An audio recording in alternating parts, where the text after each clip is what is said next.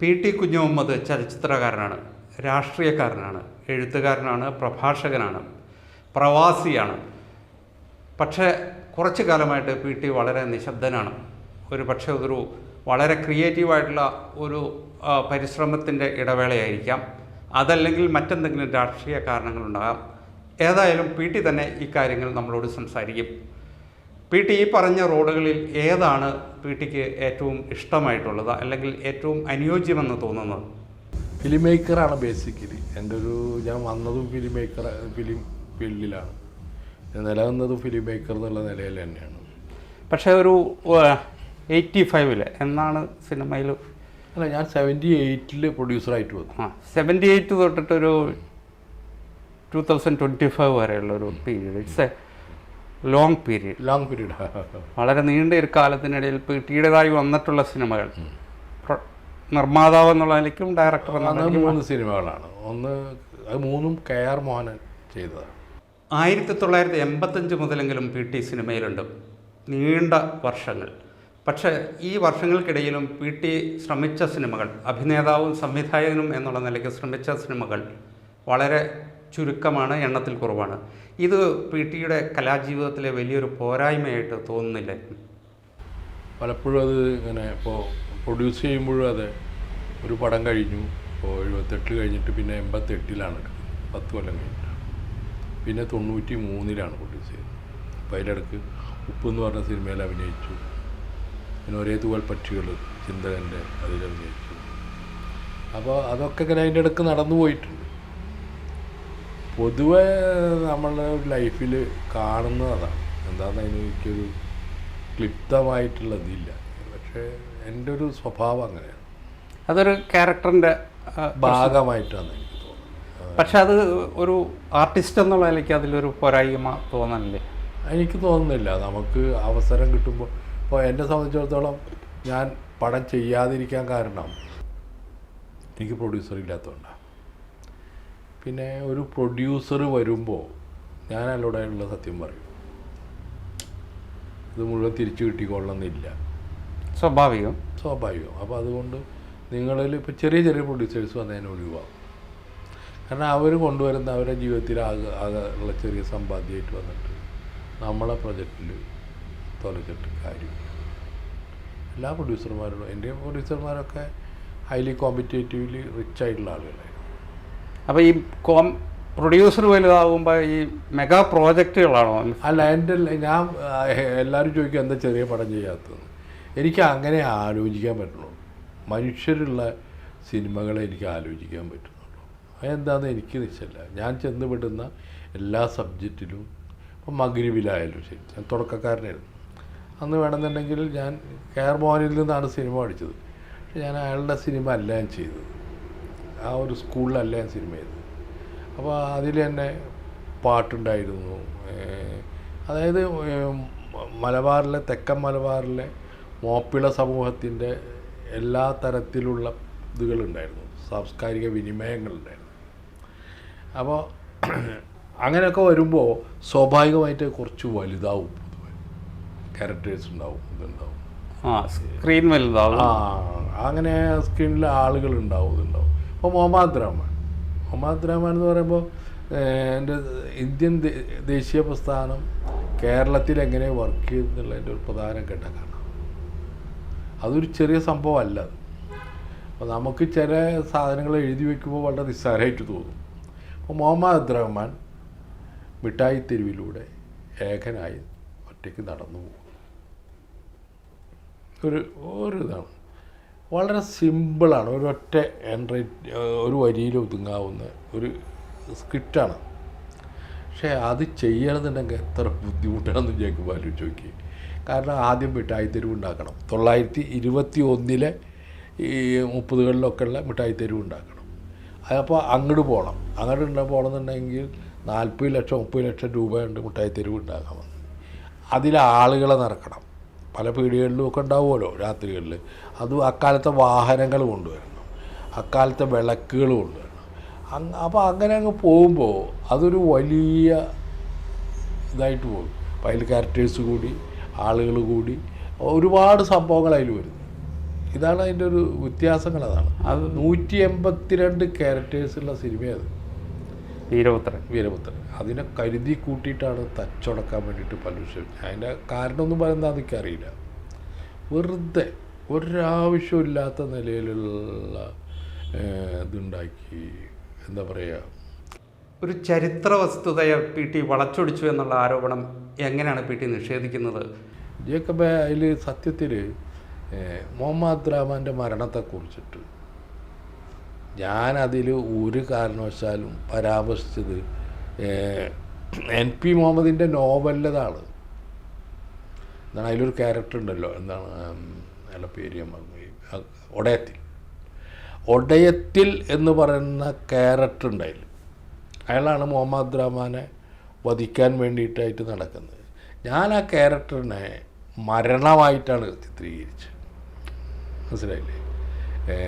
മരണമായിട്ട് ചിത്രീകരിക്കുകയും ചെയ്തു. അപ്പോൾ മുഹമ്മദ് റഹ്മാൻ്റെ മരണത്തെക്കുറിച്ച് കോൺട്രവേഴ്സി ഉണ്ടെന്ന് പിന്നീടാണ് എനിക്ക് മനസ്സിലായത്. അതായത് ഇതൊക്കെ ആയപ്പോൾ അപ്പോൾ M Gangadharan, NGS Narayanan, Aryadan Muhammad, NP Muhammad ഇവരൊക്കെ തന്നെ ഒരു വ്യത്യസ്ത നിലപാടുള്ള ആളുകളായിരുന്നു. MM കാരശ്ശേരി, M റഷീദ്, ഇങ്ങനെയുള്ള കുറേ ആളുകൾ നേരെ വിപരീതമായിട്ടുള്ള പൊസിഷനിലായിരുന്നു. അതൊരു സാധാരണ മരണമാണ് എന്നുള്ളതായിരുന്നു അവരുടെ ഒക്കെ. ഇവരൊക്കെ തന്നെ പിന്നീട് ആര്യാടൻ വളരെ കൃത്യമായിട്ടും സിനിമ എന്നൊക്കെ പറഞ്ഞത്. അന്ന് NP മുഹമ്മദ് ഇല്ല. NP മുഹമ്മദ് ആര്യാടൻ മുഹമ്മദിനോട് പറഞ്ഞിട്ടുണ്ട് അത് ഒരു കൊലപാതകമാണ് എന്നുള്ള നിലയിൽ പറഞ്ഞിട്ടുണ്ടെന്ന് ആര്യാടൻ എന്നോട് പറഞ്ഞു. ഈ സിനിമ ഇറങ്ങിയതിന് ശേഷമാണ് കേട്ടോ. അപ്പോൾ അതൊന്നും ഞാൻ സിനിമയിൽ കാണിച്ചിട്ടില്ല. പക്ഷെ അതങ്ങനെ തെറ്റിദ്ധരിക്കുകയാണ് ചെയ്തത്. ഞാൻ അങ്ങനെയാണ് അങ്ങനെയല്ല ഞാൻ ഉദ്ദേശിച്ചത്. അതൊക്കെ വളരെ നിസ്സാരം, അതൊന്നും ആയിരുന്നില്ല അതിൻ്റെ. അല്ല, അതിപ്പം ഒരു ഹിസ്റ്റോറിക്കൽ സാധനത്തിനെ ഫിക്ഷണലൈസ് ചെയ്തു എന്നുള്ളതായിരുന്നു പ്രശ്നം. അല്ല, അത് അവരിപ്പോൾ ഇയാളുണ്ടല്ലോ നമ്മൾ അമീർ ചന്ദ്രമംഗലൂരൊക്കെ, അത് അവരെ കുടുംബ പ്രശ്നമായിട്ട് എടുത്ത് ഞാൻ ചരിത്രത്തെ വളച്ചൊടിച്ചു എന്നൊക്കെ ഉള്ള അത് അദ്ദേഹത്തിൻ്റെ വികാരം നമുക്ക് മനസ്സിലാക്കാം. അവർ വലിയ കുടുംബക്കാരാണ്, അപ്പോൾ അവർക്കൊരു പ്രതിക്കൂട്ട് വരുമോ എന്നൊക്കെ ഉള്ള ഇത് വരും. പക്ഷെ പൊതുവെ അങ്ങനെ ഒരു ടോക്ക് ഉണ്ടായിരുന്നു എന്നുള്ളത് സത്യമാണ്. അത് ഞാൻ കാണിച്ചിട്ടില്ല എന്നുള്ളതും സത്യമാണ്. ഇത്തരം വിവാദങ്ങൾ അല്ലെങ്കിൽ ഇത്തരം ആക്ഷേപങ്ങൾ ഈ PT-യുടെ സിനിമയുടെ സാമ്പത്തിക ലാഭത്തെ ബാധിച്ചിരുന്നു? കുറച്ച് ബാധിച്ചു. പക്ഷെ എന്നാലും ആ പടം നന്നായിട്ട് ഒരുവിധം മോശമില്ലാതെ പോയി. PT-യുടെ സിനിമകളിൽ ആവർത്തിച്ചു വരുന്ന പ്രമേയമാണ് മുസ്ലിം ജീവിതവുമായി ബന്ധപ്പെട്ടത് അല്ലെങ്കിൽ പ്രവാസവുമായി ബന്ധപ്പെട്ടത്. വേറെ ഒരു തരത്തിലുമുള്ള ഒരു സബ്ജക്റ്റ് PT ഇതേവരെ ശ്രമിച്ചിട്ടുമില്ല. എന്താണ് ഈ മുസ്ലിം സബ്ജക്റ്റുകളോടുള്ള ഈ പ്രതിപത്തിക്കുള്ള കാരണം? അത് ജേക്കബ് ഇത് MT-യോട് ചോദിക്കുമ്പോൾ നായന്മാരെ കുറിച്ചിട്ടാണ് വരുന്നത്. ചോദിക്കേണ്ടി വരും. അല്ല, അദ്ദേഹത്തിനോട് ചോദിച്ചാൽ എന്തേ നായർ സൊസൈറ്റി ഇത് ഇപ്പോൾ ജേക്കബ് തോന്നിക്കില്ല. അത് നോർമലാണ്. അടൂർ ഗോപാലകൃഷ്ണൻ ചെയ്യുമ്പോൾ അത് നോർമലാണ്. ഇത് കേരളത്തിൽ ഇല്ലാത്തൊരു സാധനമാണ് ഞാൻ ചെയ്തത് എന്നുള്ള നിലയിലാണ് PT ചെയ്യുമ്പോഴാണത്. അത് മുസ്ലിംസിനെ കുറിച്ച്, അതായത് ഇസ്ലാമോഫോബിയ വളരെ കറക്റ്റായിട്ടൊരു പൊതുബോധമാണ് കേരളത്തിൽ, മനസ്സിലായ? അത് ഇന്നും ഇന്നലെയും തുടങ്ങിയതല്ല. കുരിശുദ്ധം കാലത്താണ് ഇസ്ലാമോഫോബിയ വരുന്നത്. RSSയിലൊന്നും കൊടുത്ത സാധനമല്ല. പിന്നീട് അത് ബ്രിട്ടീഷുകാർ ഏറ്റെടുക്കുകയും കേരളത്തിൽ ആ രീതിയിലുള്ള ഒരു രീതിയിലേക്ക് ഈ നാഷണൽ മൂവ്മെൻറ്റിലൊക്കെ അവരതിനെ വക്രീകരിക്കുകയും ചെയ്തു എന്നുള്ളതാണ് സത്യം. അത് ഇന്നത്തെ പൊതുബോധമായിട്ട് നിലനിൽക്കുന്നു എന്നുള്ളത് ഭയങ്കര അപകടകരമായിട്ടുള്ള സാധനമാണ്. PT എന്താ മറിച്ചൊരു സിനിമ എടുക്കാത്തത്?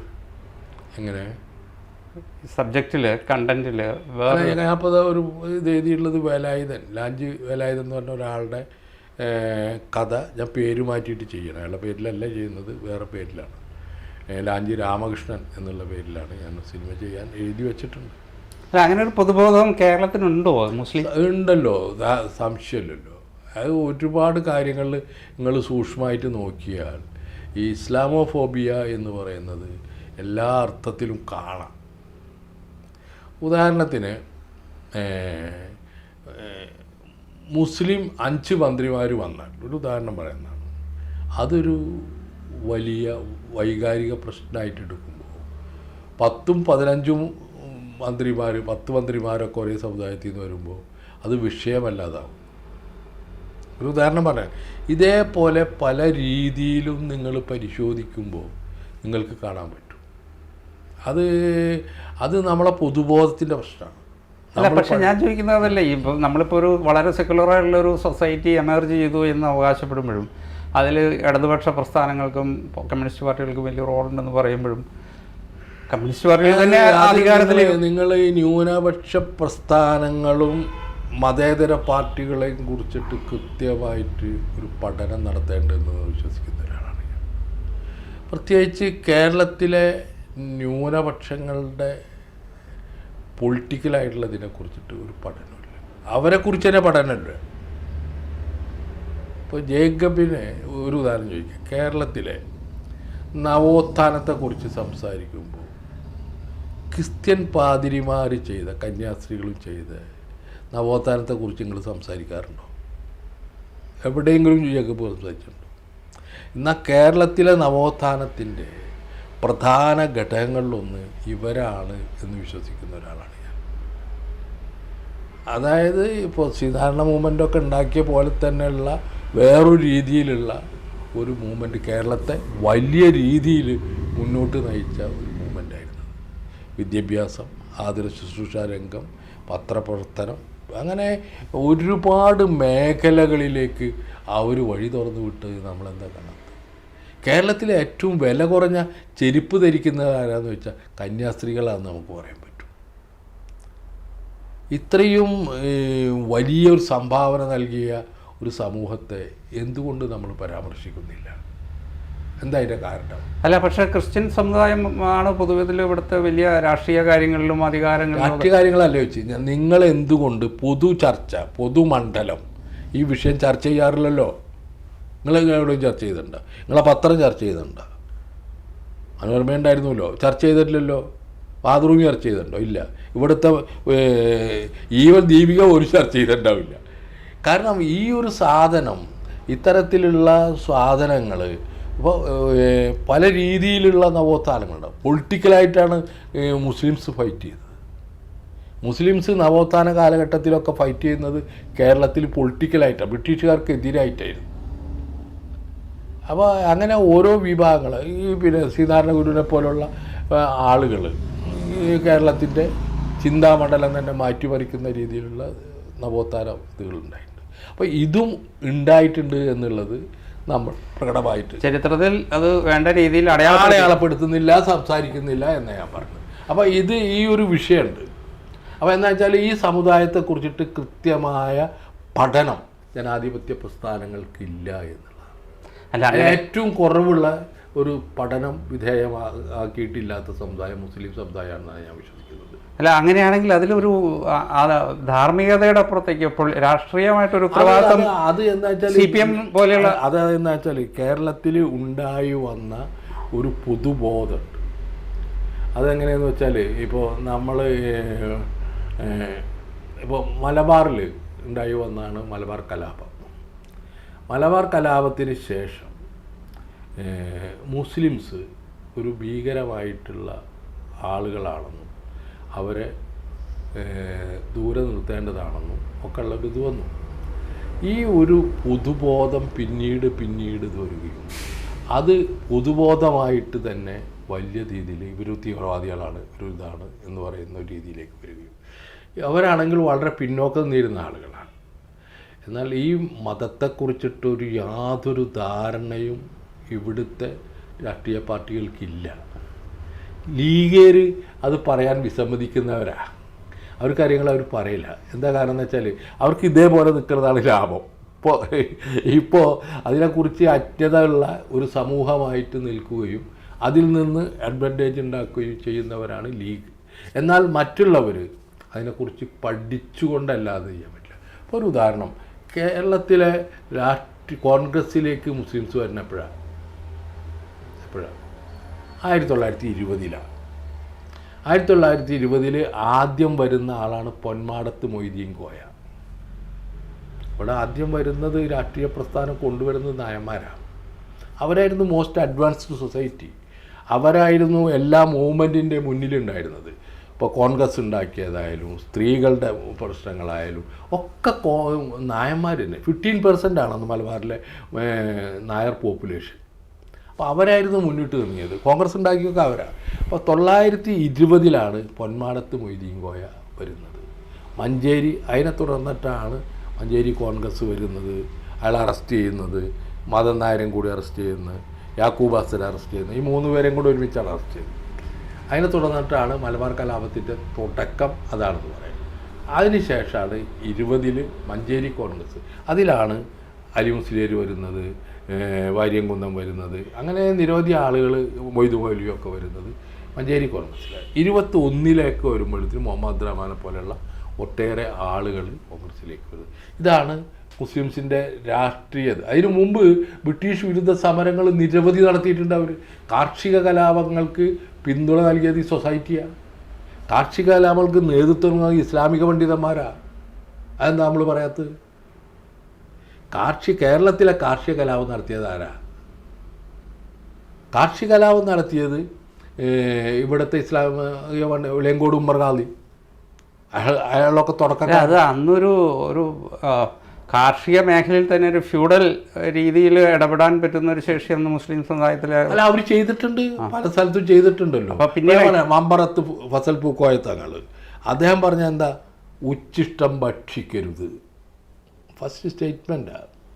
അദ്ദേഹം ഓരോന്നെടുത്ത് പറയുന്നത് ഉച്ചിഷ്ടം ഭക്ഷിക്കരുത്. നീ എന്ന് അഭിസംബോധന ചെയ്താൽ തിരിച്ച് നീ എന്ന് അഭിസംബോധന ചെയ്യണം. അധസ്ഥിതരെ ജമ്മികൾ വിളിച്ചിരുന്നതാണ്. അതുപോലെ നിങ്ങളെ കാർഷിക സമ്പത്ത് കൊള്ളയടിക്കാൻ വരുന്ന ആളുകളെ ആയുധമെടുത്ത് പോരാടണം വേണ്ടി വന്നാൽ. ഇതായിരുന്നു അദ്ദേഹത്തിൻ്റെ സ്റ്റേറ്റ്മെൻറ്റ്. ഈ സ്റ്റേറ്റ്മെൻറ്റ് വരാൻ കാരണം എന്താ? അന്ന് ഭക്ഷണം കഴിച്ചതിന് ശേഷം ബാക്കിയുള്ളത് കൊടുത്തിരുന്നു ഈ കർഷക തൊഴിലാളികൾക്ക്. അതിൽ മുസ്ലിംസും ഉണ്ടായിരുന്നു എന്നുള്ളത് കൊണ്ട് തന്നെയാണ് ഇത്തരം ഒരു സ്റ്റേറ്റ്മെൻറ്റ് വന്നത്. ആ സ്റ്റേറ്റ്മെൻറ്റിനെ മുസ്ലിം കമ്മ്യൂണിറ്റിയുടെ അപ്പോൾ ഇത് കേൾക്കുക, അദ്ദേഹത്തെ നാട് കടത്തി. നിങ്ങളെവിടെ വായിച്ചിട്ടുള്ളത്? നിങ്ങൾ ഇപ്പോഴല്ലേ വന്നത്? 21-ാം നൂറ്റാണ്ടിലാണല്ലോ മമ്പറ ഫസലിനെ ഇത് ചെയ്തത്. പിണറായി വിജയൻ്റെ ഒരു കേരള യാത്രയിലാണ് അദ്ദേഹത്തെക്കുറിച്ചിട്ടൊരു പരാമർശം വരുന്നത് തന്നെ. പൊതുമണ്ഡലത്തിൽ ഇല്ലല്ലോ. നിങ്ങൾക്ക് അറിയുന്നത് സ്വദേശാഭിമാനിയെ നാട് കടത്തിയത് മാത്രമേ ഉള്ളൂ. അത് നിങ്ങളെല്ലാവരും പഠിച്ചിട്ടുണ്ടാവും, പത്രപ്രവർത്തകരൊക്കെ പഠിച്ചിട്ടുണ്ടാവും. അത് എവിടുന്ന്? നെയ്യാറ്റിൻകരയിൽ നിന്ന് കൊച്ചിയിലേക്ക് നാട് കടത്തിയതാണ്. അത് നിങ്ങൾ വളരെ വിശാലമായി പഠിച്ചിട്ടുണ്ടാവും. അതായത് മമ്പറ ഫസലിനെ നാട് കടത്തിയത് എന്താ നിങ്ങൾ പഠിക്കാതിരുന്നത്? ഇന്ത്യ കണ്ട ഏറ്റവും വലിയ നാട് കടത്തലായിരുന്നത്. 49 പേരെ ഒരു പായക്കപ്പലിൽ കയറ്റിയിട്ട് ടർക്കിയിലേക്ക് അയച്ചതാണ്. അയാളെ കുടുംബം മുഴുവൻ. അതിലും വലിയൊരു ദുരന്തമല്ല. അവരിപ്പോഴും സിറിയയിലുണ്ടെന്ന് പറഞ്ഞാൽ അവരുടെ കുടുംബഭാരം പറ്റി. അതൊന്നും നമ്മളെ ആൾക്കാർക്ക് പൊതുമണ്ഡലത്തിലില്ല ഈ വിഷയം. അല്ല, സമുദായ നേതൃത്വത്തിന് ഇതിലൊരു ഉത്തരവാദിത്വം ഇല്ലേ ഇത്തരം വിഷയങ്ങൾ? അവരെന്ത് വെച്ചാൽ സമുദായത്തിൻ്റെ ഒരു വിഷയം പറയണമെങ്കിൽ അവർ ഇത്തരം കാര്യങ്ങളിൽ വളരെ ഒരു മുഖ്യധാരയിലും അവരില്ല. പലപ്പോഴും ഇപ്പോഴാണ് അവർ മുഖ്യധാരയിൽ ആലോചിക്കുന്നത് എന്ന് മനസ്സിലാക്കണം. അവർ സാമ്പത്തികമായിട്ടൊക്കെ വളരെ പിന്നോക്കം പോയ ആളുകൾ ഒരുപാട് കഷ്ടപ്പാടിലൊക്കെ. മലബാർ കലാപത്തിന് ശേഷം കേരളത്തിലെ സാമ്പത്തിക രംഗത്ത് മുസ്ലിംസ് വലിയ അധോഗതിയിലേക്കാണ് പോയത്. പിന്നെ അവർ തിരിച്ചു വരുന്നത് 70-കളോട് 60-കളോട് കൂടിയിട്ടുള്ള പ്രവാസത്തോട് കൂടിയിട്ടാണ്. അപ്പോൾ പ്രവാസത്തോടു കൂടി തിരിച്ചു വരുമ്പോൾ എന്താണെന്ന് വെച്ചാൽ വിജ്ഞാന മണ്ഡലം അവരപ്പോഴാണ് പഠിക്കുന്നത്. അവർക്ക് ലോകത്തുള്ള പലതരത്തിലുള്ള വിജ്ഞാന ശാഖകളെക്കുറിച്ചിട്ട്, അറിവുകളെക്കുറിച്ചിട്ടൊക്കെ ആണ്. ഇപ്പോൾ കമ്മ്യൂണിസ്റ്റുകാർക്ക് എം.എൻ. റോയ് എഴുതിയൊരു പുസ്തകമാണ് ഇസ്ലാമിനെ കുറിച്ചിട്ടുള്ളത്. അടിസ്ഥാനപരമായിട്ട് ഇസ്ലാമിൻ്റെ കോൺട്രിബ്യൂഷൻ പറയുന്ന ഒരു പുസ്തകം എം.എൻ. റോയുടേതാണ്. അല്ല, അങ്ങനെയുള്ള ഒരു പഠനം ഒരു രാഷ്ട്രീയ പാർട്ടികളും നടത്തിയില്ല എന്ന് മാത്രമല്ല, അങ്ങനെ ഒരു പഠനം നടത്തുകയും ഈ വിഭാഗങ്ങളെ എങ്ങനെ അഡ്രസ്സ് ചെയ്യണം എന്നുള്ളതിനെക്കുറിച്ച് ആലോചിക്കുകയും വേണം.